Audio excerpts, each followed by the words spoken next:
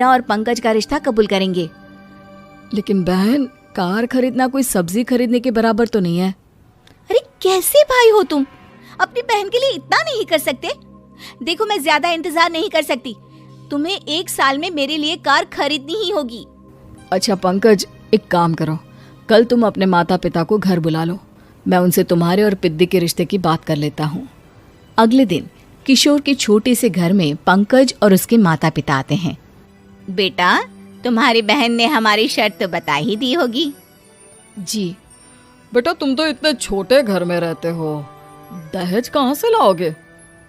मैं अपनी बहन की खुशी के लिए सब कुछ कर सकता हूँ। पंकज और पिद्दी का रिश्ता तय हो जाता है। किशोर अब अपनी क्षमता से 4 गुना ज्यादा काम करने लगता है। सुबह सबके घरों में न्यूज़पेपर फेंकता, दिन में मजदूरी करता और रात में चौकीदारी करता। खूब मेहनत करके किशोर ने अपनी बहन की शादी के लिए पैसे जुटा लिए। उसने अपनी बहन के लिए कार खरीद ली। जब वो पिद्दी के ससुराल वालों से मिलने गया तो उन्होंने किशोर से और पैसों की मांग की। इस बार किशोर हार चुका था। पिद्दी माफ करना, मैं तुम्हारी शादी उस लड़के से नहीं कर सकता। वो लालची लोग हैं, उन्हें सिर्फ पैसों से मतलब है।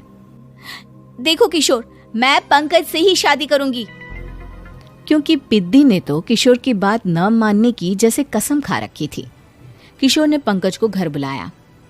पंकज, तुम अपने माता पिता को समझाते क्यों नहीं हो?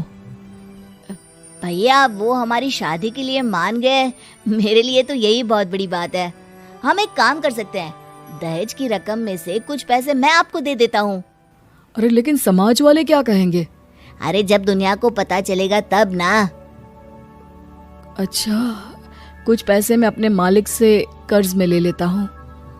कुछ पैसे पंकज देता है, कुछ वो कर्जा लेता है और अपनी उम्र भर की कमाई वो अपनी बहन की शादी में लगा देता है।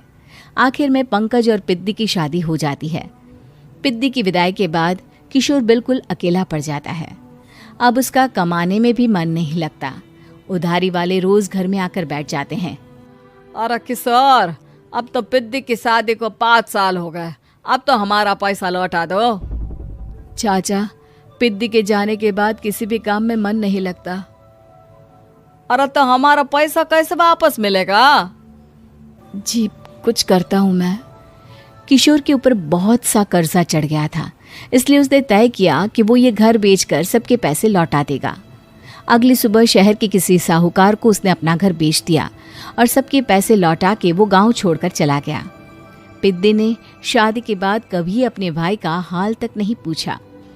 किशोर को फर्क नहीं पड़ता था, बस ससुराल में उसकी बहन खुश है ये जानकर उसे खुद की खुशी मिलती थी और ये सोचकर कि उसने माँ से किया हुआ वादा पूरा कर दिया।